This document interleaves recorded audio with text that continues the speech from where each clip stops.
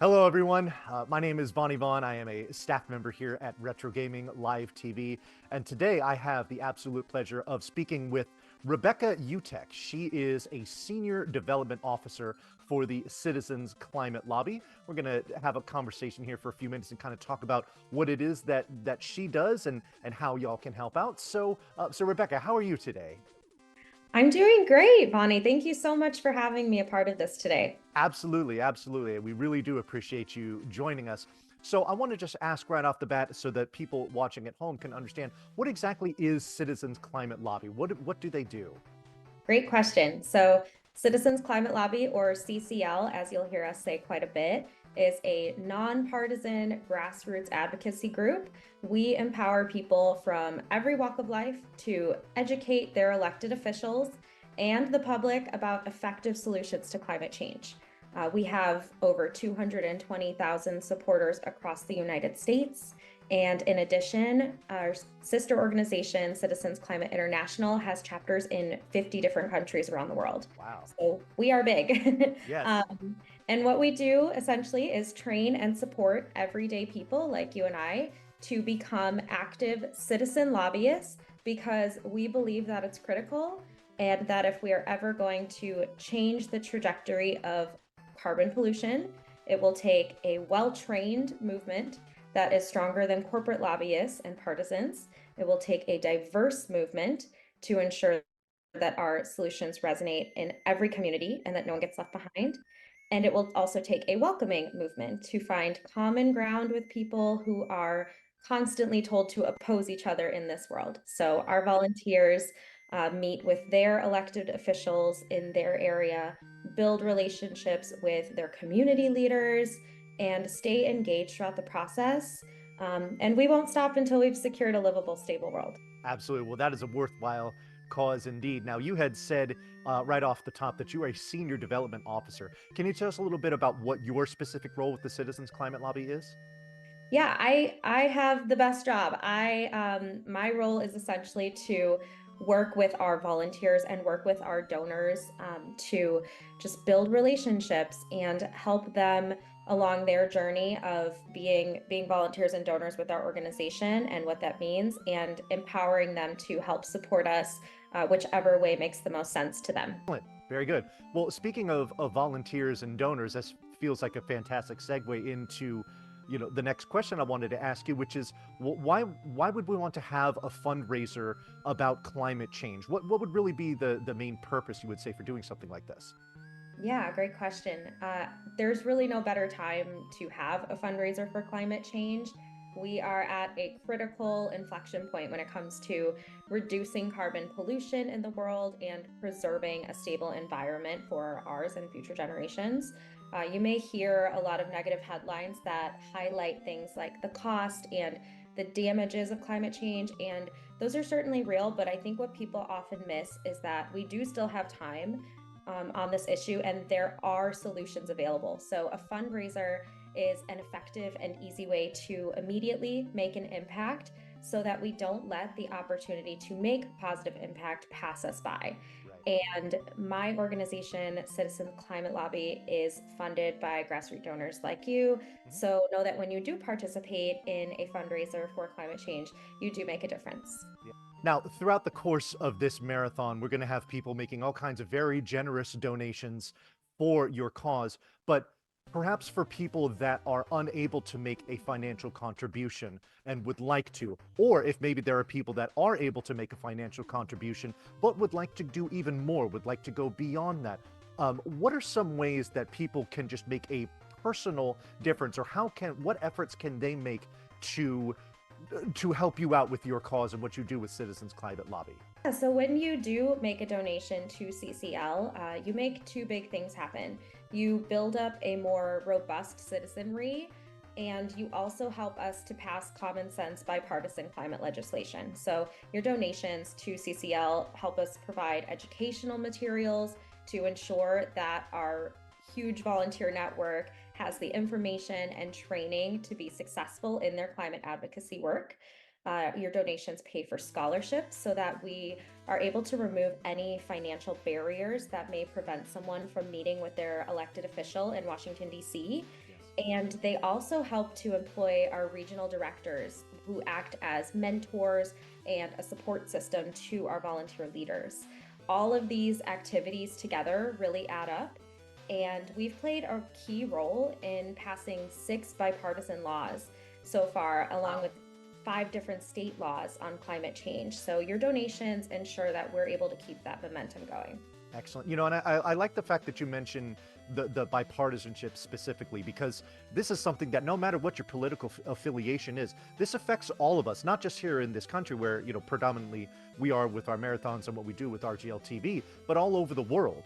You know, climate change isn't isolated to just any kind of region. It is indeed a global concern that affects you no matter what your affiliation is. So I appreciate you highlighting that. Now, we have a lot of people that are enjoying this marathon, and we do have a lot of people that are donating, but maybe there are people that for them it's difficult to make they want to help, but it's difficult to make a financial contribution. Or there are people that that are able to make a financial contribution, but they'd like to do even more. So besides making just a monetary donation, what is it that people can do to get involved with Citizen Climate Lobby and the mission for what you do?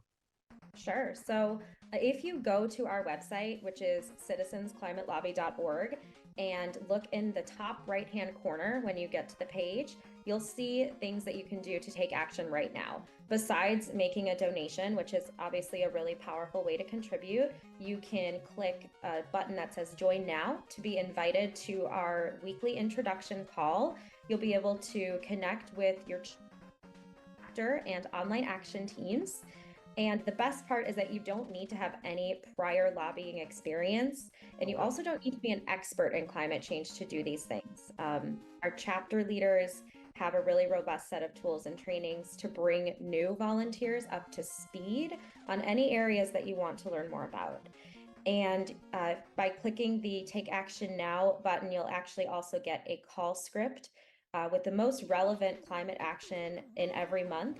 And you'll be able to connect directly with your member of Congress, depending on where you live. And you'll have a script to ask them to support a particular law. Excellent. Can you repeat that website one more time so people can make sure to note that at home? Sure. So it is citizensclimatelobby.org. Excellent. All right. Make a note of that, folks. Very good.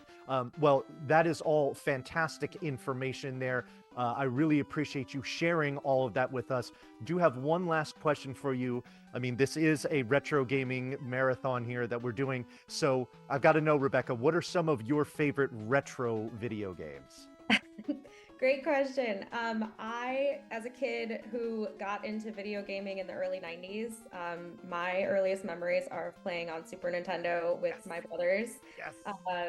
You know, definitely all the classics like the Super Mario World. And but I'll say as like a little kid, I loved the Yoshi's Cookie, the Dr. Mario, the Tetris, all of those too.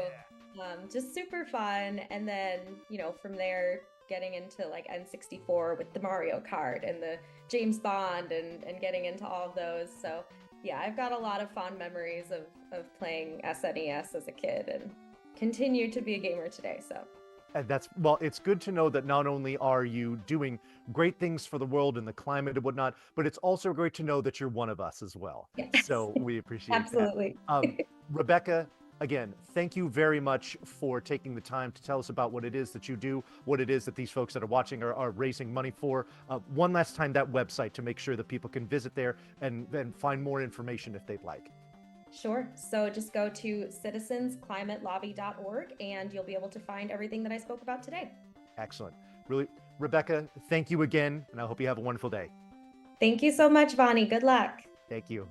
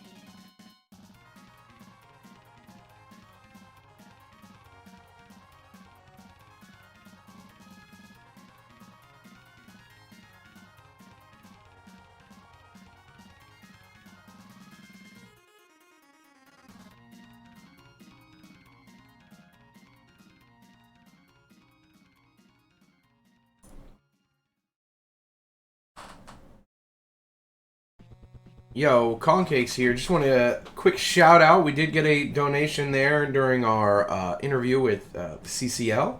Overstorm, $10 towards a weirdly character name.